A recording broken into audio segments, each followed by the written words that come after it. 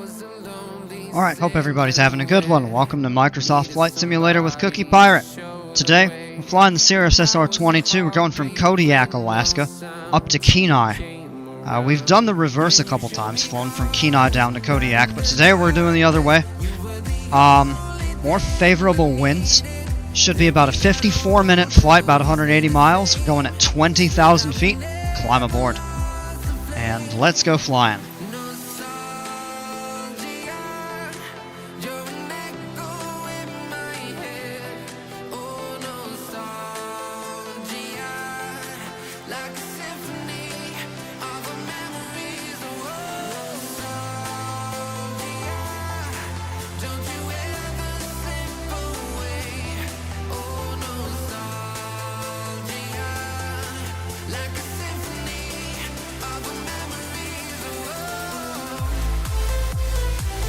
There we are.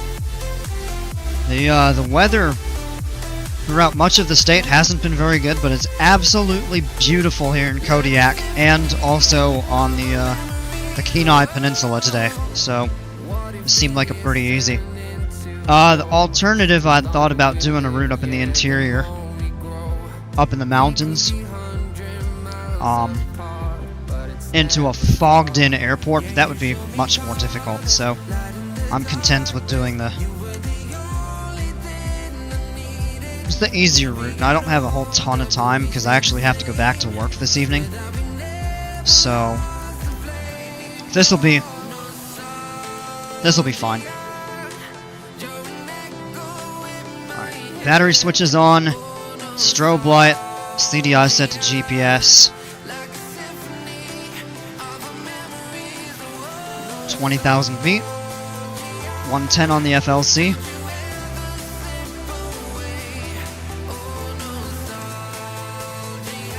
Nav on, VNav on.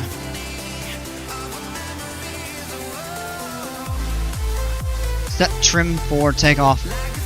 Right there. Alright. Before we start, let's release the parking brake and just get a little bit of a pushback. We don't have to worry about turning so close to the hangar. Because if our wing does hit the building, it will trigger a collision and we'll have to restart this all over. This isn't like driving through a van or a tug or something like that, which happens all the time with no consequence in the sim. Wingtip hits that, it's gonna be a restart, and that would kind of suck. So let's just push back, get a little bit of a safety margin. I got trapped in your eyes the moment you looked at me. From across the room, those eyes kept following me. Something popped in my brain, oh baby, only you I see. Feels like I'm going insane and only you. Right there's perfect. Hello! Okay. Set the parking brake.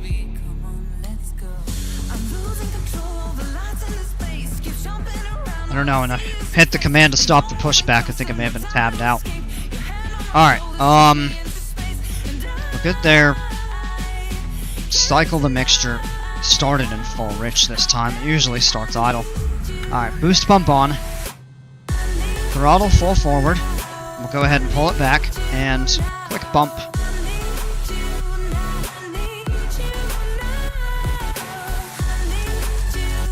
Magnetos. Clear left. Clear right. Clear! Engine's running, oil pressure's immediately up into the green. Amperage is in the yellow. Let's go ahead and turn the alternator switches on. That looks good. Turn the avionics on.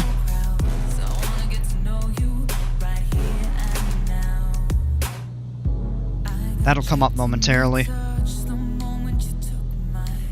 And I'm gonna go ahead and do a run up here on the ramp. We usually wait until we get to the whole bar, but let's just go ahead and do it here. So we're gonna put the power not that high. Pull it back. Looks like it is working right though.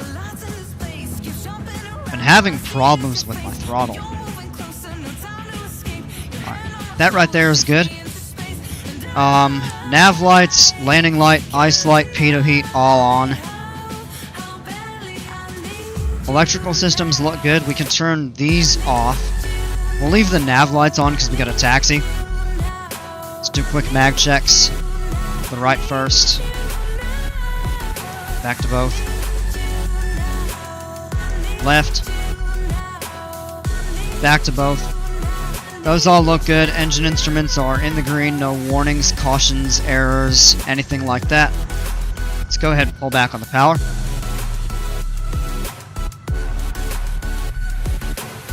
Trim is at takeoff. Let's set the flaps half. Check the flight controls real quick. Flaps are confirmed down. Rudder's good. Elevator is good. Ailerons are good. Well, out of the cockpit.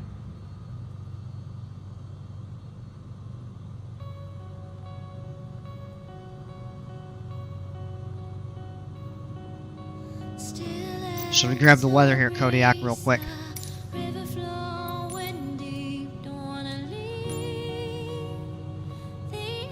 Variable at 6, gusting to 17. 10 miles visibility, 5,000. Scattered 16 Celsius and 2967 on the altimeter there. We're probably going to get an update here in the next couple minutes. We'll just check the wind when we're lined up. Put the mixture in a little bit and lean it out.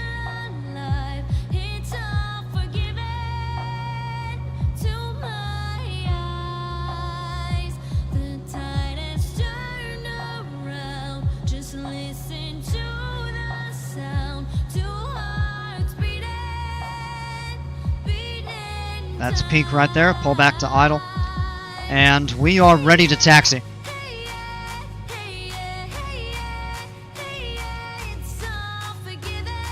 Alright.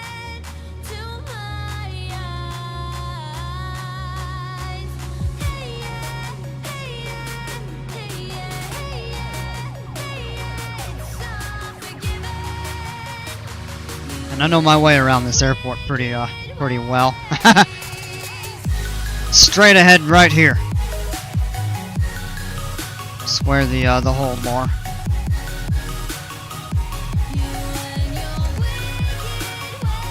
Except look at the airport vehicles. Look at the bus driving around. Just did a 180 aimlessly on the end of the runway. Get off the runway!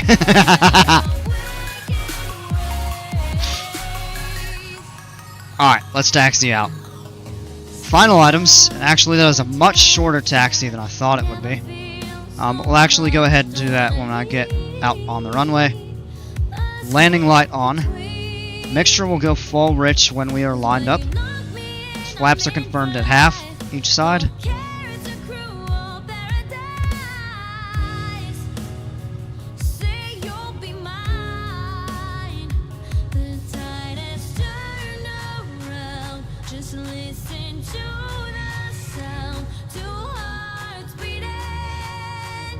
Line up on the runway center line.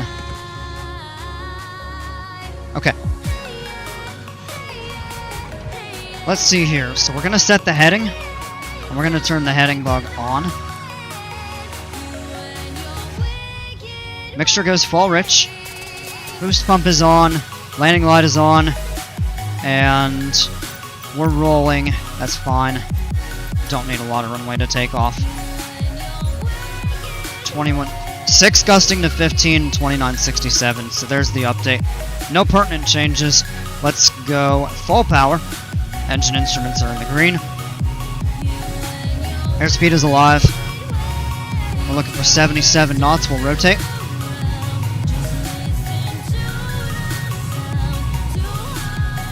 There we go. Let's go ahead and bring the flaps up. A beautiful view. Look at the wind cone.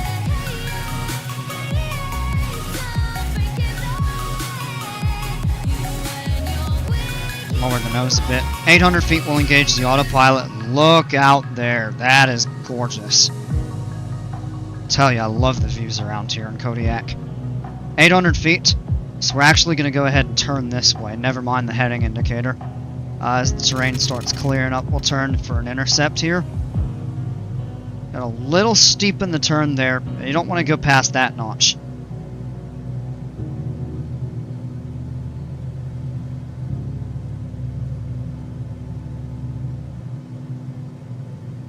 We're gaining altitude rapidly. So what we'll do is go ahead and engage the autopilot. And heading select off, nav select on. And I don't know if you caught it, but I said engaging. We'll engage the autopilot. At the same time when I pressed the button and the annunciator said engaging autopilot. Boss, don't yell at me, I'm not moving from here. I'd get out and push that bus. But not with my airplane. I'd probably grab a forklift. Alright, little bumpy here. Gonna pull the power back to 30.5. But we're gonna do a cruise climb Ridge of Peak. And we've done that before and it's okay. So we've got the power set. We're gonna go ahead and, oh come on. This throttle would stay where I told it to. Alright, there we go. Now we're gonna pull this back until we get peak RPM. Or not peak RPM, peak power. Which should be right about...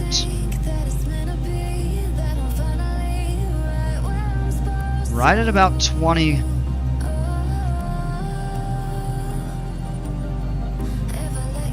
right about there. We'll go ahead and lower the nose by raising the airspeed to 120.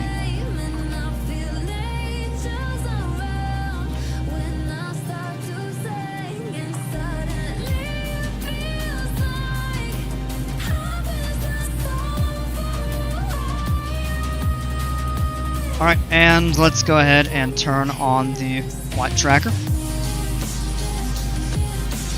There we go.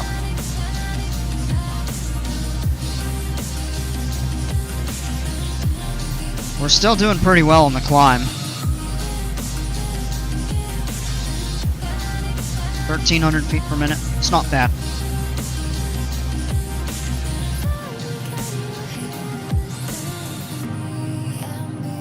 So it'll be about, from there, it will be about 11 minutes until we, 11 or 12 minutes till we reach our cruise altitude. But the forward speed is going to help us along a bit. Air temperature is 5 Celsius right now. We're going to go ahead and turn pitot heat on. We can turn the landing light off. Mixture is leaned. Cruise power, or cruise climb power is set. Boost pump stays on. I mean, realistically, we could turn it off now, but generally, best practice, just leave it on until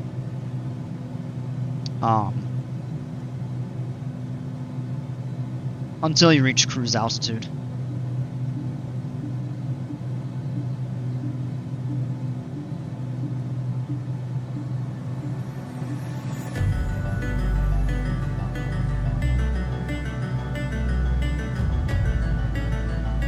Alright, our route today. We've flown this route a few times.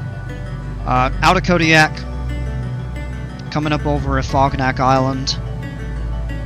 Over these islands here, right over the southern tip of the Kenai Peninsula. We'll pass right over Seldovia, where we've flown a couple times. Right aside Homer. And right into Kenai, right there. There's a ton of little airports around here. And we're not far from Anchorage. The weather sucks at Anchorage today. It's actually IFR on most of the... No. Okay, it's minimal VFR at Anchorage International, Lake Hood, and Merrill-Field. And then 2 airports north of Anchorage, it's IFR.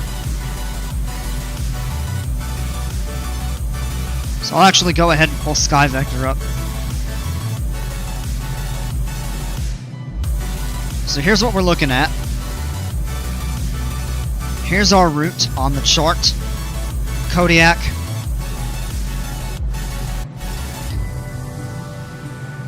Seldovia, Homer, Kenai, Soldotna. The weather's great. Absolutely beautiful.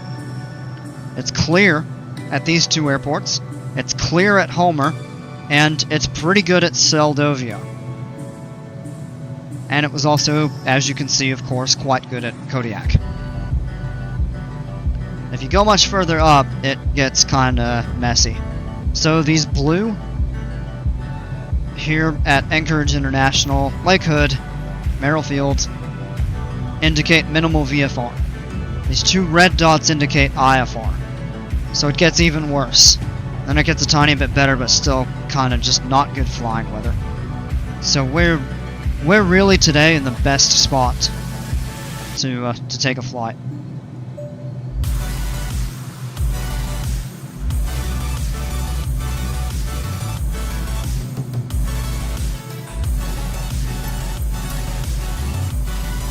Just passing 10,000 feet, 0 up here at that altitude.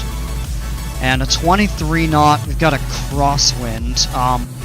We're getting a 7 knot tailwind right now, so it's helping us out a tiny bit.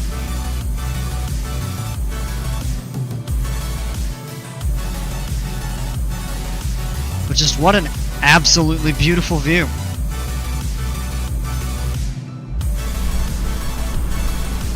It's a good view of a Fognak Island too, right here. And I'm not sure what exactly that there is. Of course, this is... which one is that? I can't remember. Oh, Ozinkia. Or however you see it. Say it. Kodiak proper is back here. And the airport that we took off from is here. And Kodiak downtown is over here. Good view over most of that. Clouds kind of start out that way. They come back. Pretty good view up over here. You can actually see the Kenai Peninsula from here. Just the littlest bit kind of back up that way. But then you can see the clouds start forming out over that way. And they thicken as you get closer in. Sewer doesn't have good weather today. But overall not bad. The area that we're going to be in should be an absolutely beautiful flight.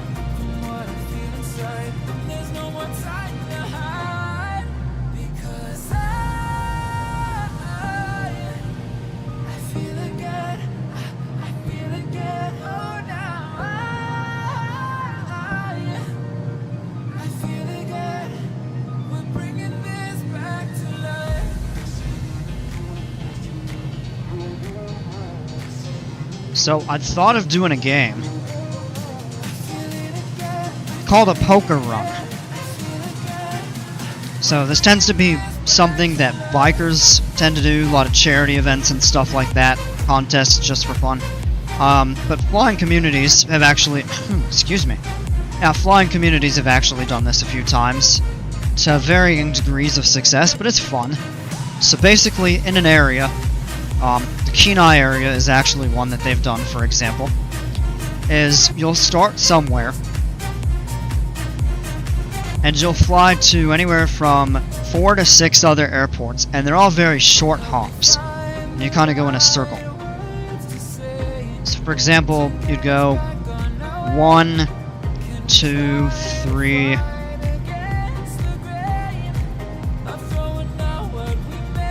maybe somewhere back up here, 4, and then back to your starting point would be your last leg, and you'd get a card at each of these destinations. And you don't open the cards, they're in an envelope. But then when you get back and you have all 5 envelopes, you open your envelopes, and you have your cards, and everybody that participates, whoever has the best poker hand from their 5 cards that they got, they usually win some sort of a prize. whether it's the money pot or some sort of door prize like a charity thing, fundraiser that they do.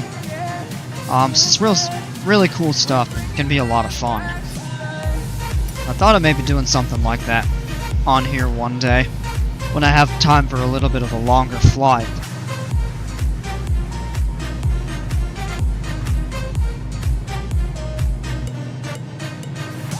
Ideally, what that would be the most fun for is if you got like a group fly-in or something like that, where you had a bunch of people participating. That would be the ideal situation to do that kind of thing.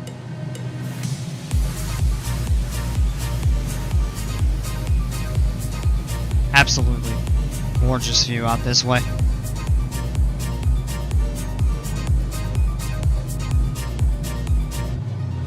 I'll grab another quick look outside, I suppose.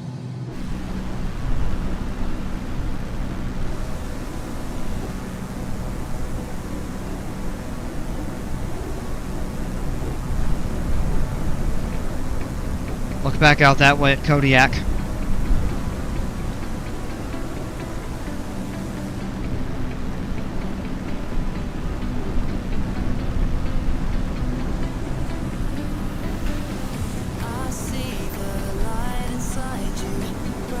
Yeah, absolutely beautiful area. Back into the cockpit here.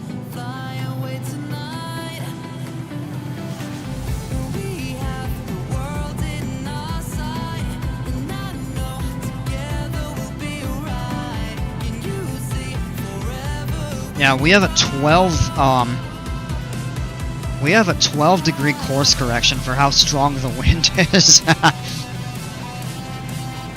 Our ground track is 358 and our heading is 346. That's a 12-degree correction for wind, which is quite a bit.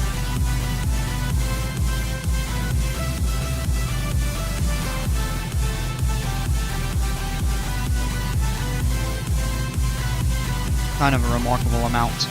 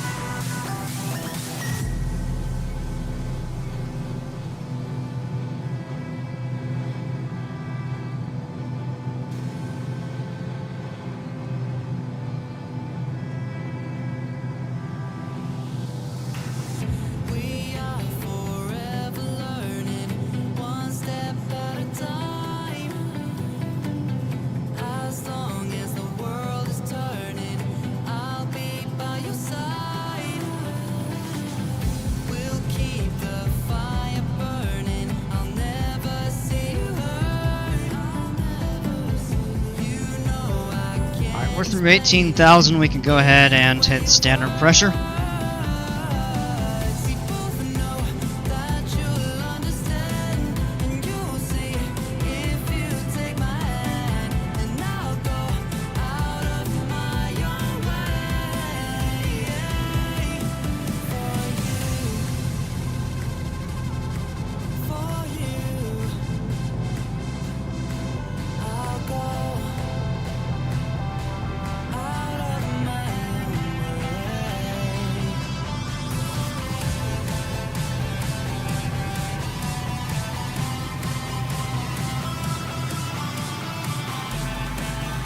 Alright, 20,000 feet, and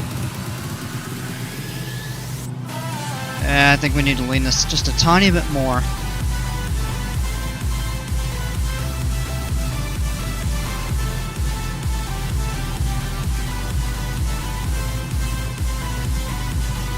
Right there. That's all we have to do, is just adjust the mixture. Our power is set. We don't have to touch that. We can turn the boost pump off and switch to the right fuel tank. And yeah, everything else is set. kind of just sit back and cruise, doing 216 over the ground. And yeah, from my guess, we're probably going to end up doing 152, 154, maybe.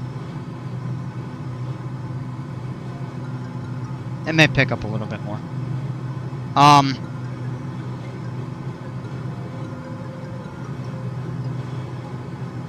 But I mean, you can just hear the wind hitting the side of the plane.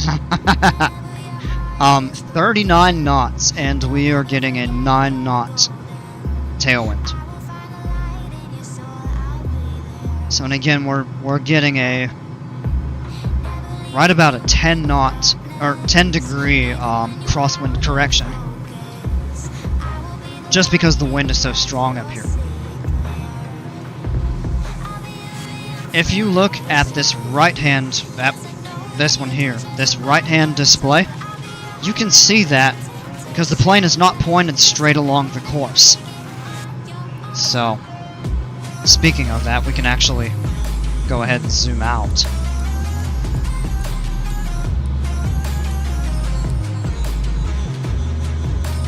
Yeah, there we go.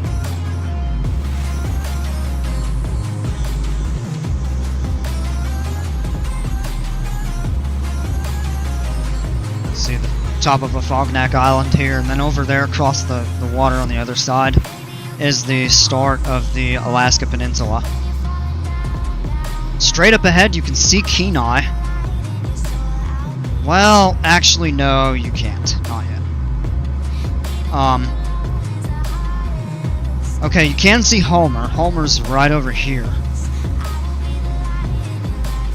And you can tell where Kenai is. It's just going to sit further up on the peninsula here. Kind of beyond Homer. It should come into view momentarily. It does look like there's a little bit of cloud cover starting to appear, but from all I can tell, the weather is still quite good up at Kenai and Soldotna. Very windy. Very, very windy up there, though.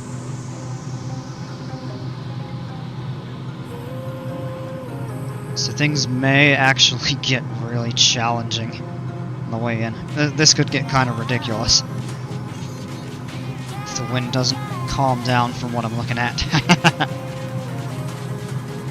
Minus 18 Celsius right here at 20,000 feet. That is 0 Fahrenheit. So we're kind of right at that mark.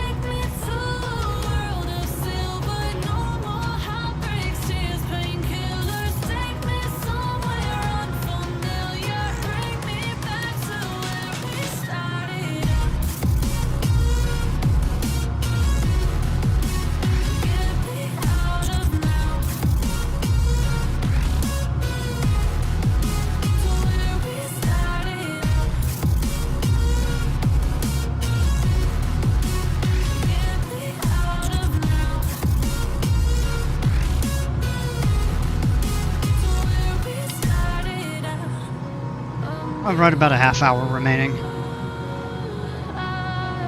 Which means we'll probably end up starting our descent over about the time that we pass over Homer. Maybe a little bit later than that. But yeah, so here's one thing I was looking at. The wind is very, very strong up in Kenai right now, out of this direction. Which means we are going to need to come around and land to the south. So what we'll probably do is, I mean, since the weather is so good, we'll probably just set ourselves up for an extended visual approach. But we'll just need enough time to get established on our final approach so that we have the most amount of time to control our approach and get everything set up so we can focus fully on that.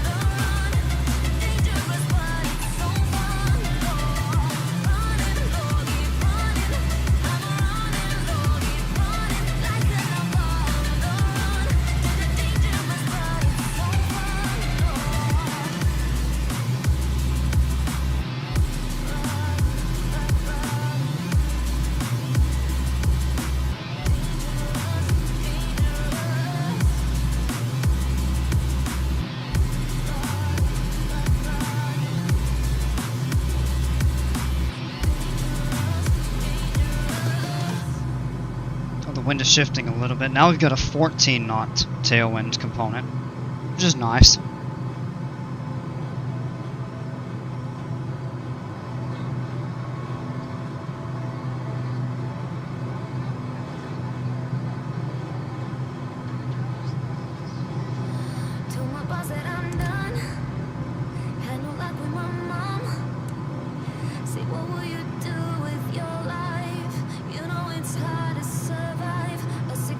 I actually think we're going to go ahead and set up for the ILS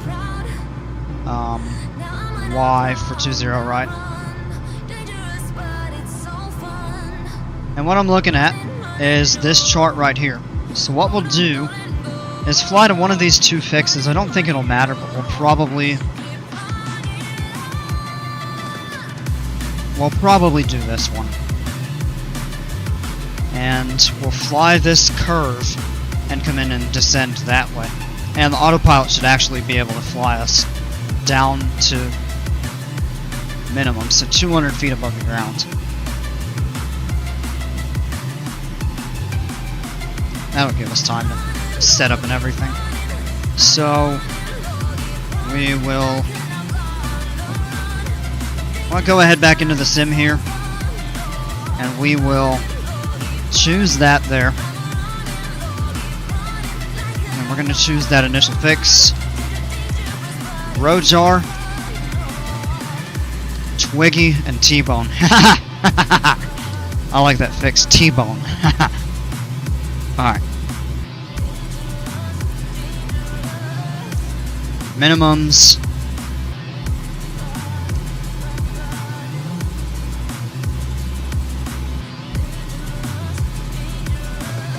$290. And we'll go ahead and load.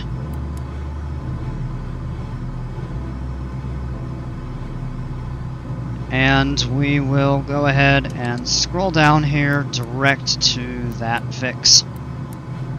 It's going to be a slight turn that's actually going to take us directly over the top of Seldovia and pretty much directly over the top of Homer now.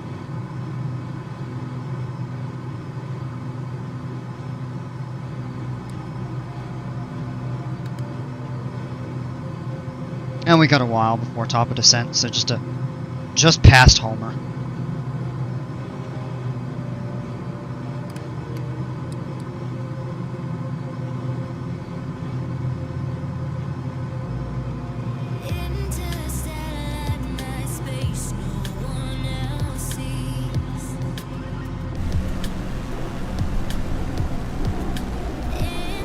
Yeah, a little bit of cloud cover out over this way.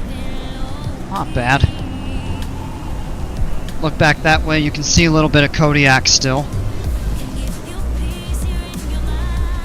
Can't really see the airport, but I know the city of Kodiak is right back here. So the airport's probably tucked right back here. But yeah, absolutely beautiful there today.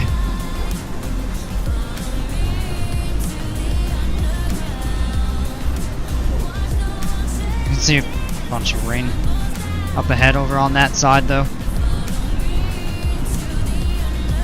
And we'll go through a little bit of cloud cover. But it should still be pretty nice. Not sure where that right there exactly is.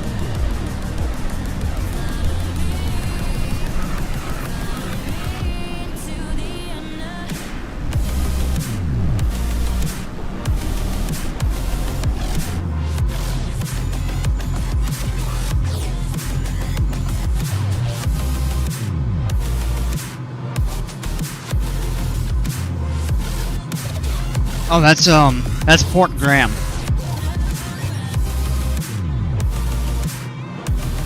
That airport that we were looking at, right here on the map, Port Graham, and then Seldovia will be just a little bit further up, and we'll pass almost directly on top of that.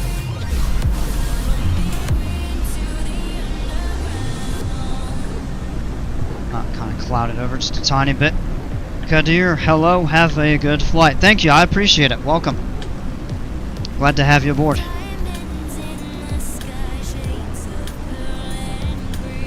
And we have just passed over the southern tip of the Kenai Peninsula and the halfway point of the flight, which was the southern point of the peninsula. It just happens to work out that way. The distance between Kodiak and Kenai itself. Yeah, so here's Port Graham. This airport and little town right there. And Seldovia, which we've been into and out of a couple times, actually sits right here. And then up ahead, can't see it right now because a little bit of cloud cover, but Kodiak. Homer is kind of over here, and we'll pass pretty much right over top of Homer. And can we see Kenai?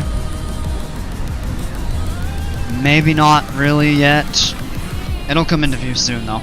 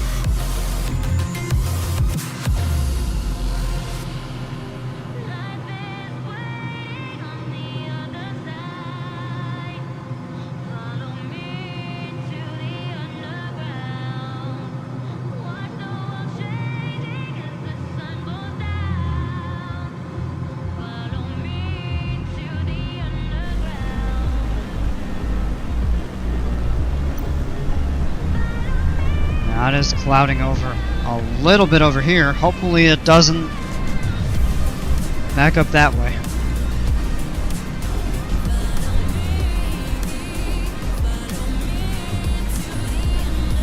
I was counting on a really pretty view.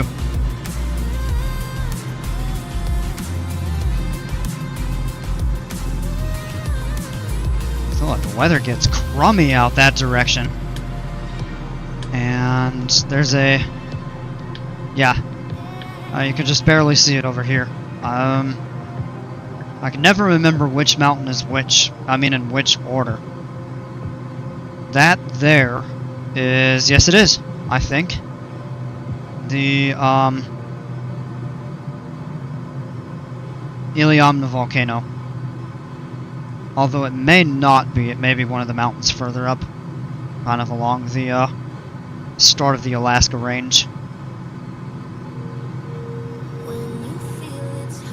I want to say the Iliamna volcano is kind of more out that way, but it's covered up by clouds, so I'm not really sure.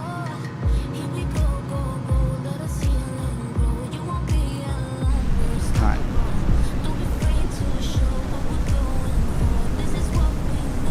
Now I can't really see it right now. We're directly above Seldovia. But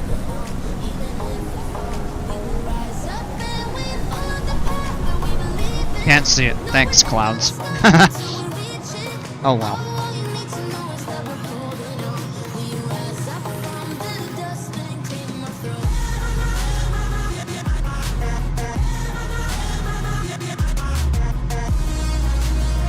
Oh yeah, the weather at Seldovia updated. They're reporting broken skies. Homer and Kenai and Soldotna are all still showing clear skies though, so I mean, we'll see.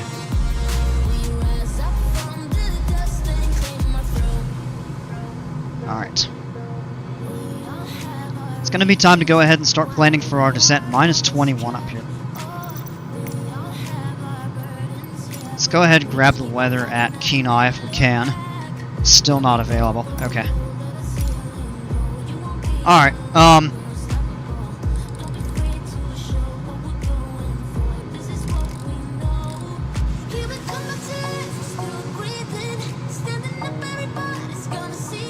yeah, all the terrain. Anything above, 5200 is going to be safe on this route. And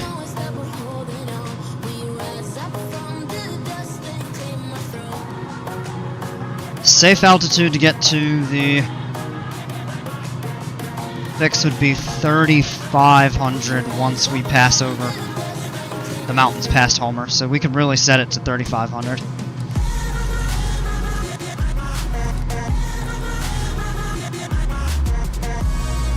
Okay, do you not fly with Boeing or Airbus? No. Not really. I generally prefer the GA stuff, although occasionally I'll do the what is it? The Citation Longitude, the business jet. If I want to fly a jet, I generally stick with that. I'm not particularly into the airline stuff.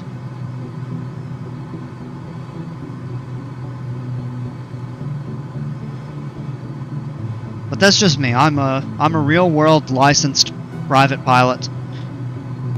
I don't get to fly often, so the sim is kind of the way for me to live that out. And also see places that I can't fly in the real world. And most people are always doing their airline stuff, and you know, I like to change it up a little bit. I fly anything from the Cirrus or the Diamond, Cub Crafters, Citation Longitude, go into not big airports. You kind of explore the backcountry in a way. We don't have anything against the Boeing or Airbus planes. Certainly a portion of the community that likes it. Yeah, I do. I've had it for almost 15 years, and I fly way less than I would love to. So,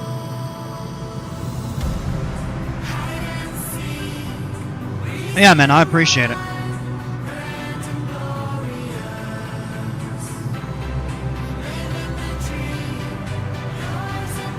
Zooming up ahead. And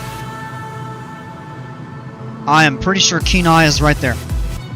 That's the airport we're going to be landing at. Soldotna is out over here.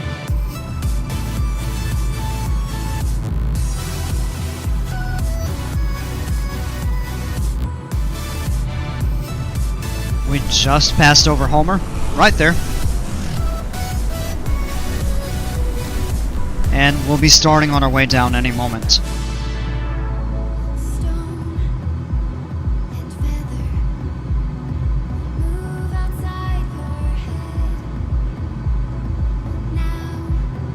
And it's showing, I don't know why that says 13 minutes.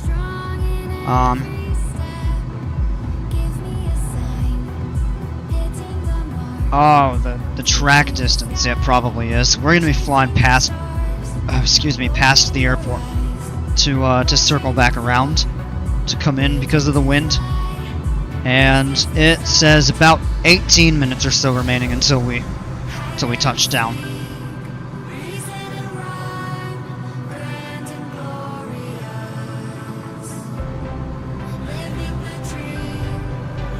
Yeah, in fact, you can see Kenai right there on the map. This little... make it a little easier to see there. This blue dot on the map, or blue airport symbol, is Kenai. The reason that you get these different colors and shapes,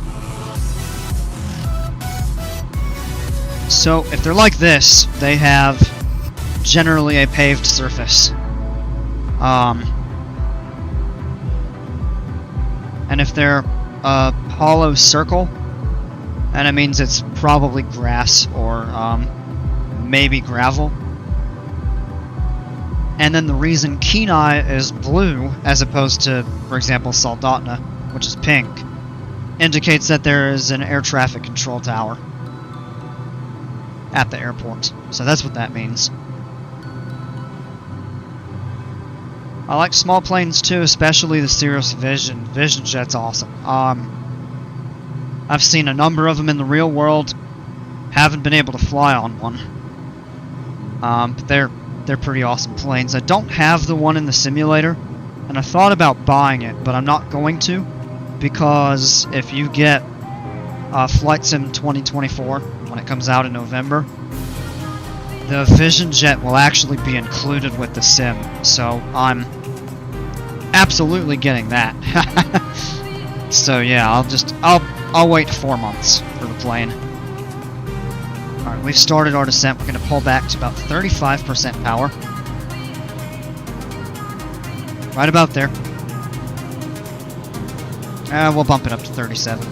So keep our airspeed right about there where it's at.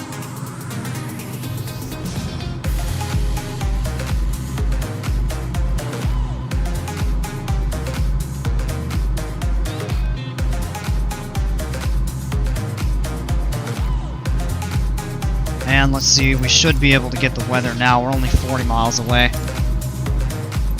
Let's see, Kodiak, Kenai, here we go. 190, 28, gusting to 39. Oh. Have you watched my flight into Maui in Hawaii the other day? You saw that we dealt with similar winds. It was not fun. If for some reason we deem it too unsafe, we'll go over to Soldotna. 10 mile visibility, clear skies, only 13 Celsius here, 2952 on the altimeter. It's 2967, I think, Kodiak. Kind of wild. So go ahead and lower that.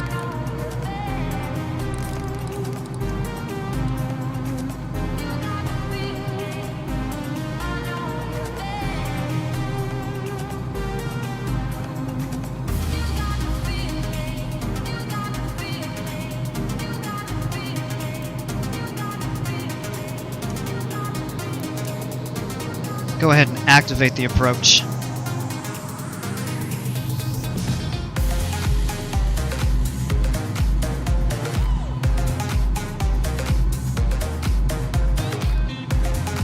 should be keeping us on track. It should take us through. If I pull the map up, you can see it better. So here's the fix, Rojar, I guess is how you say that. And we will fly this curve just past this T-bone fix, and Freddy is the final approach fix when we start our descent. Right down to. So we only need to be at 3,500 until we get to this point. We can descend to 2,000, and then we'll be at 1,800, I think, to Freddy, and then down to the airport. We're from South Carolina in the USA.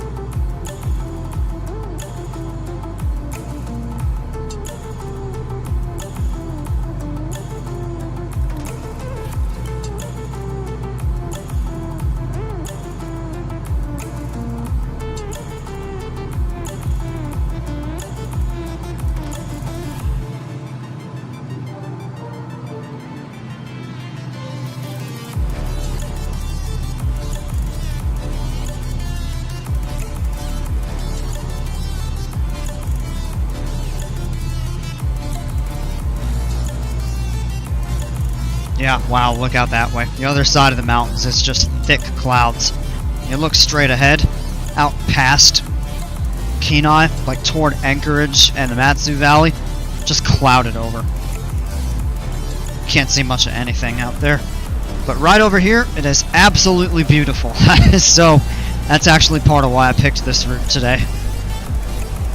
And Kachimak Bay, it's clear out over that too.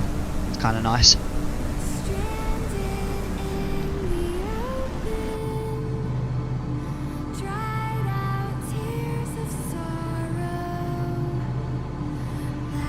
I'm gonna pull back just a little bit on the power here. Try to get that back to about 14.7 or so.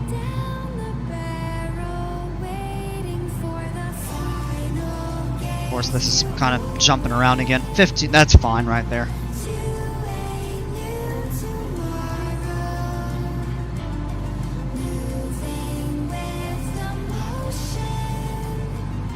And it looks like it is getting kind of breezy here.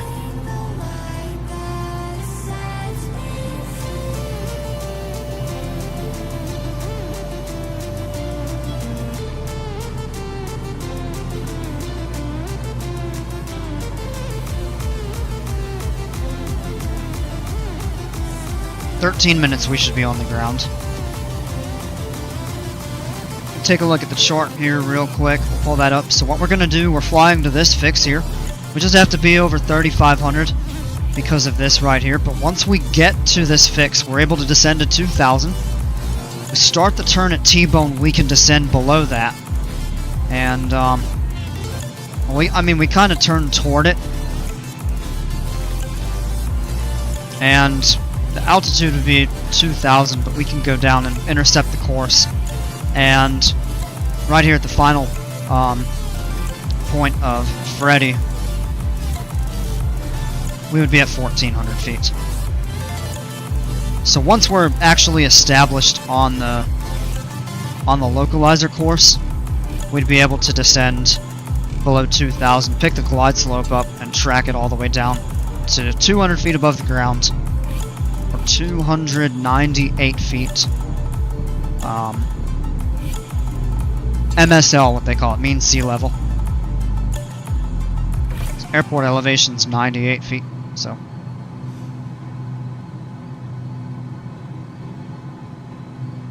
There we go.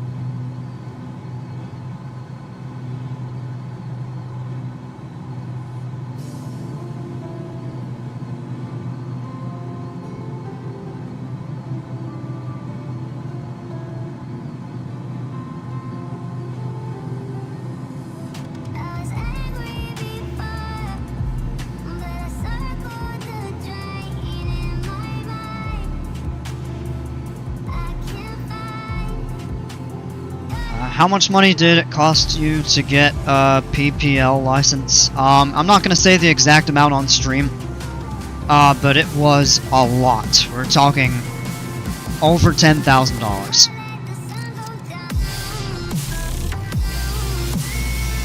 And that was also about 15 years ago. So it's expensive, but I had a lot of time.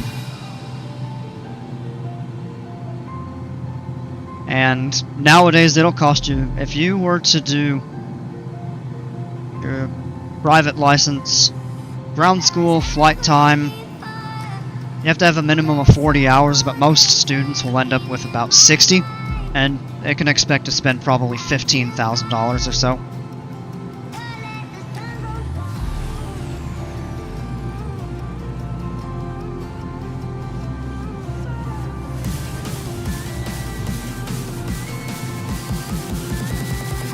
It's a very valuable asset, though.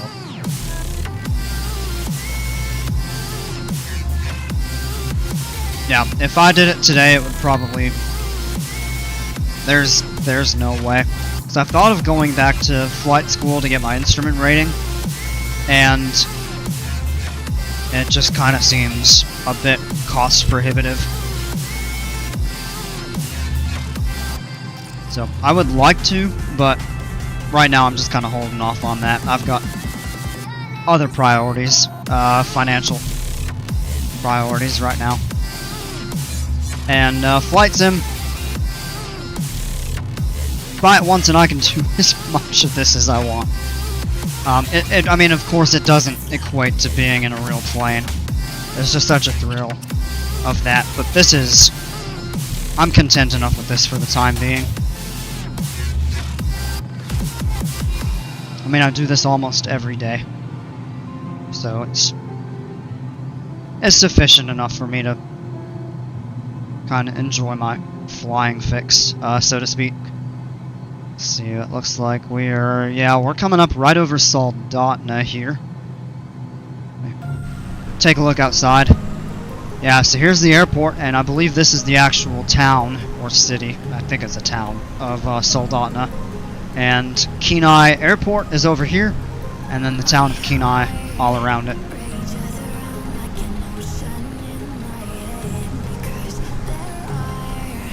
Out that way would be the way to Seward. It is clouded in right now. Nope. I believe... I don't know what's up there. I don't think you can invest. It's gotta be the Matsu. Looks like maybe able to see just a touch of anchorage out over there, but I'm not even sure about that. That's just all clouded in. I mean, look at that mess. Not really a good place to be flying right now. Whereas out over here, Kenai Soldotna area, it's absolutely beautiful. It's just really windy. We should be getting updated weather in a moment, so hopefully the winds will have settled down a bit. If for any reason we determine that it is too windy to safely land at Kenai, which I don't think is going to happen, but we're probably going to be pushing the limit here. All we need to do is come in and fly basically over toward the river, and we can land at Soldotna.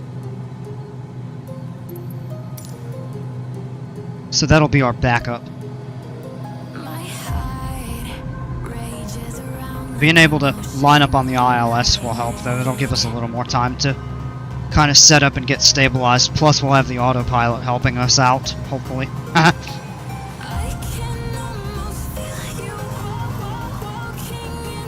Alright, let's check a couple things.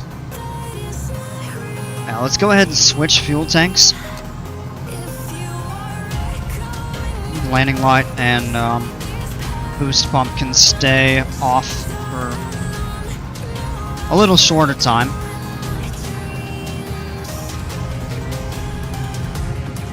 What an absolutely beautiful view.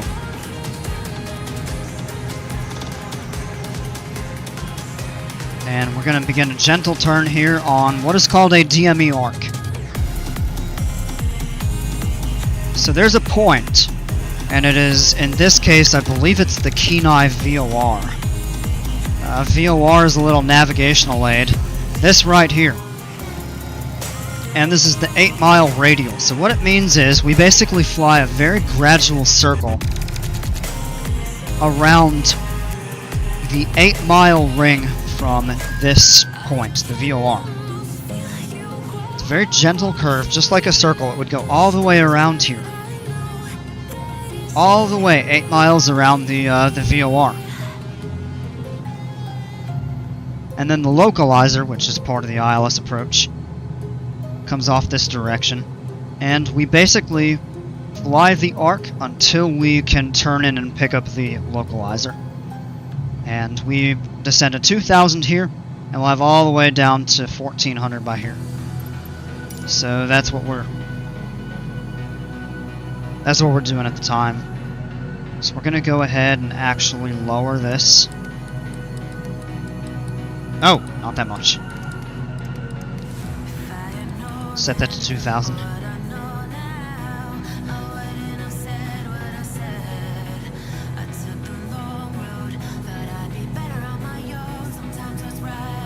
I'm gonna go ahead and actually turn VNav off, and we're gonna set the FLC. Take a little more power out. That'll get us a steeper descent rate, because I want to be level at 2,000 for as long as we can, so we have the most time to stabilize our approach.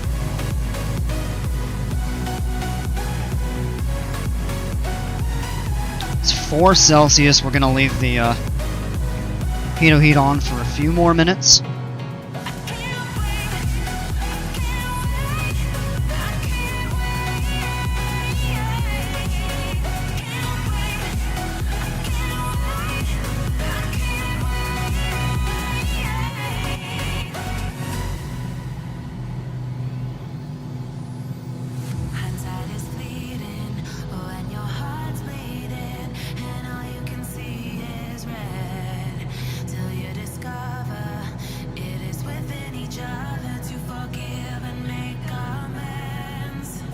Slow the speed down just a little bit. Lower the speed on the FLC. It'll raise the nose, slow our descent rate slightly.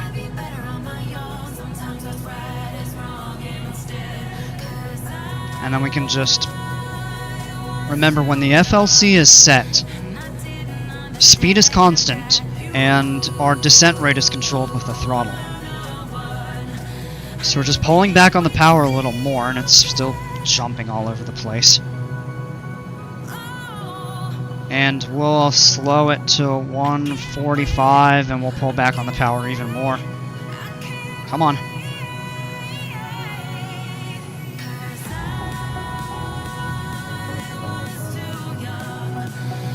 Alright, we're gonna set this heading.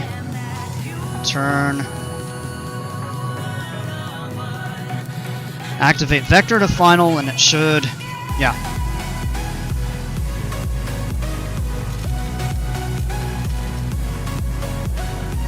Fly that heading.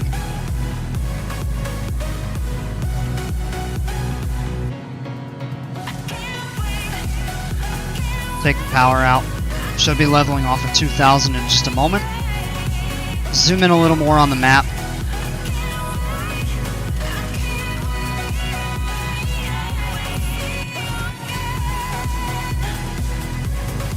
Let's steepen that. We may come through the localizer a little bit. Yeah, we did. Just a tiny bit. So rather than, we have time to go through it and swing back around and correct.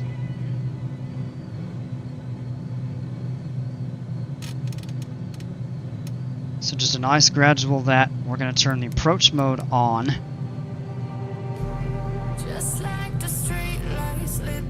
Put the power back in. We got slower than I wanted to. Mixture full rich now. Let's go ahead and turn our landing light on. Boost pump on.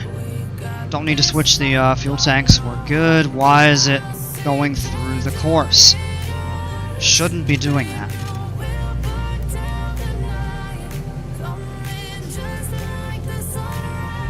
I don't know why it just flew us through that.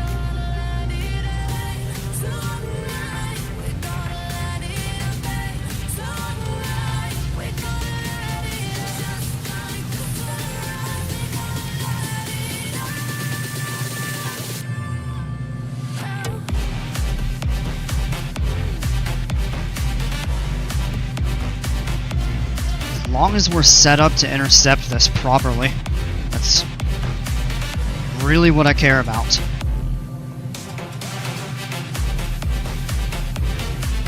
And to make sure that we hit top of descent point. Alright,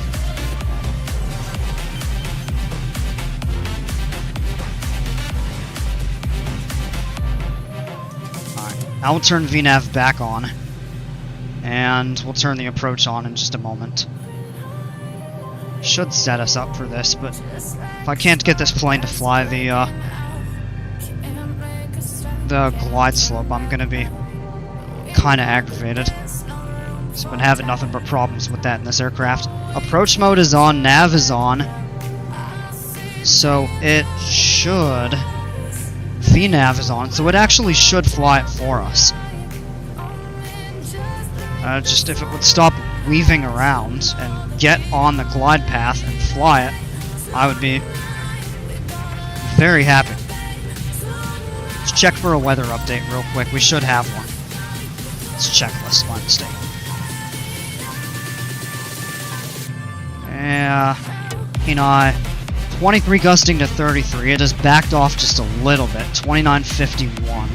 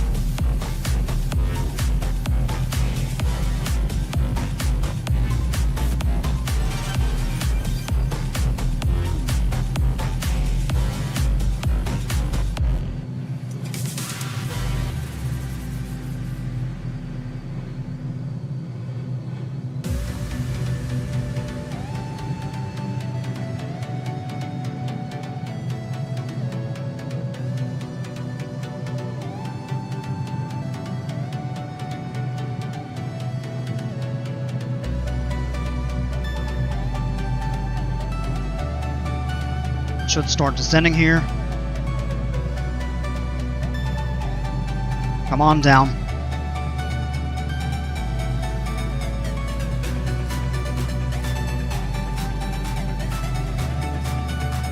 Approach mode on, nav mode on, VNAV on, our altitude.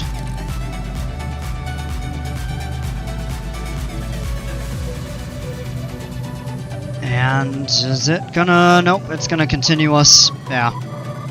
Nope, here it comes. Should be starting it down. Come on!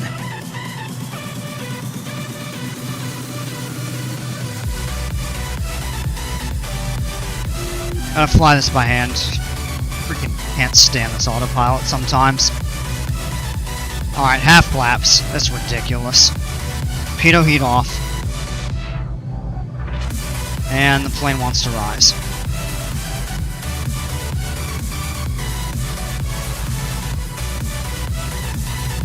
Alright, what a waste of time. I would have just flown direct to the airport and flown a pattern. It's ridiculous.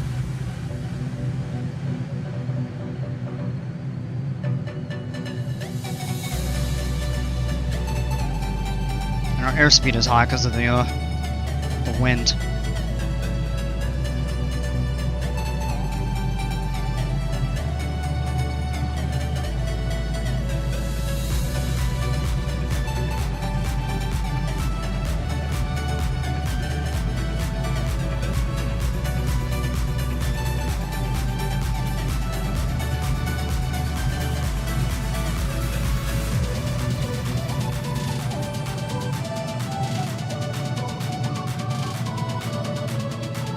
And here's where we're getting a lot of variation in this. We're going to go through the glide slope. Now we're a tiny bit low. Power in.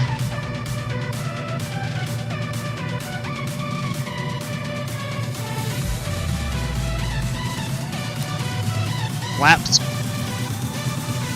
We're gonna bump the power up a little bit more. We're only doing 61 knots over the ground.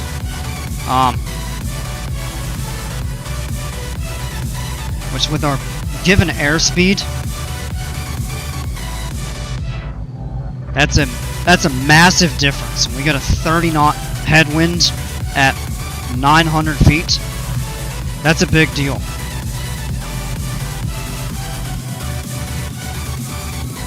And the problem is the wind is all over the place. It sure would have been nice if our autopilot would have worked properly and descended us when it was supposed to. Because anytime you have that autopilot altitude set, the descent is supposed to take over once you intercept the glide slope. But apparently not in this. It's absolutely freaking aggravating, I'll tell you that much, but whatever. So instead, you all get to watch me hand fly a very squirrely final approach with 25 to 30 knot winds. Would you have it any other way?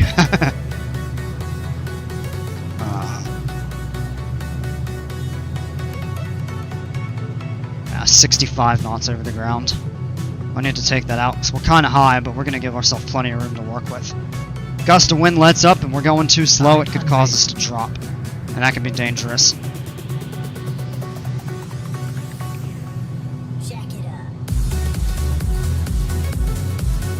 Alright, I'm making no promises about the quality of this landing.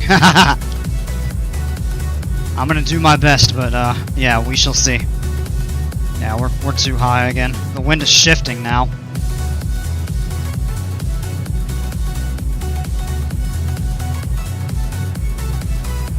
It was more direct headwind, and now we're getting a bit of a crosswind. Probably good 10 knot crosswind component. Makes it already tough enough.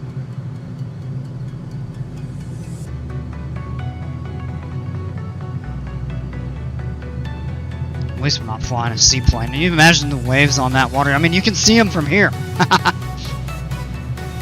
You would not want to be in a seaplane over on that right now. Alright, our airspeed is super high, that's because of the wind. Our ground speed is low. So we are going to just basically float this to the ground. We need to take the power out completely and just kind of sputter it a little bit. We may 3-point this a bit. Can't really flare with the wind like this. Oh, that was bad. 209. Yeah. Now we kind of flew it into the ground.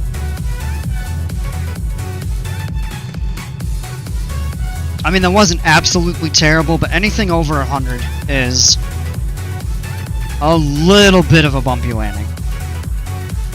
And anything over minus 300, you could consider that a hard landing that could cause damage to the aircraft. Alright, well, we're on the ground. We made it. We didn't have to go around. So, that's a win in my book. Landing light off.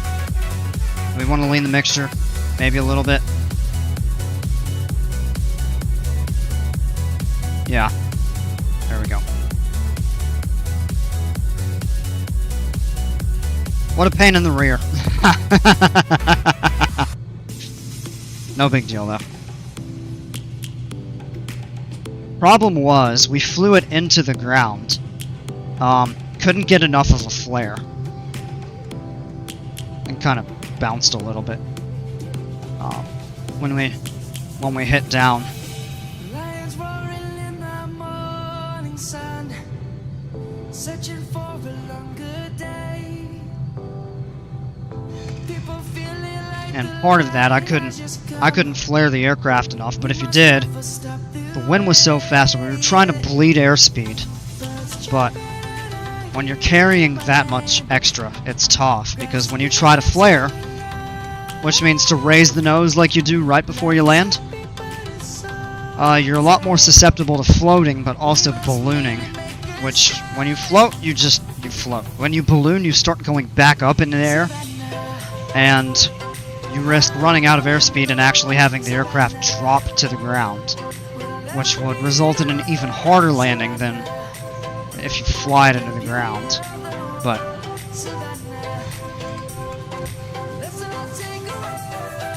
so wait, is he parking us over here?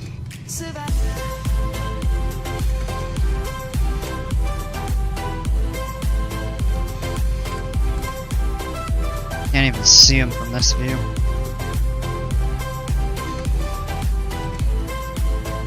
Yeah, so we're gonna circle back around. I mean, I could realistically stop wherever I want. Hello! I love these vans and buses and trucks and everything that just drive wherever they want as fast as they want.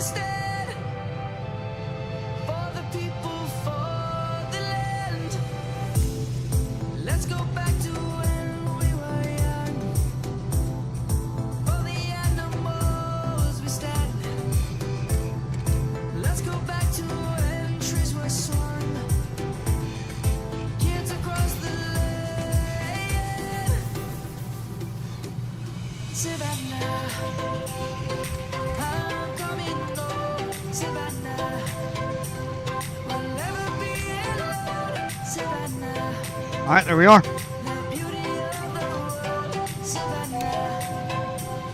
Alright, parking brake is set. Alright, nav lights off. Boost pump off, mixture. Don't need to switch tanks. Flaps are up. Avionics off.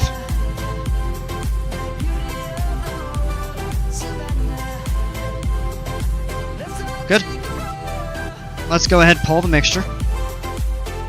Engine has stopped 1 hour and 5 minutes, so that actually took a little bit longer because we had to fly that approach. And it ended up being for naught since the autopilot didn't want to take the ILS. Whatever. Alright. We can go ahead and turn the strobe lights off. We'll clear that there.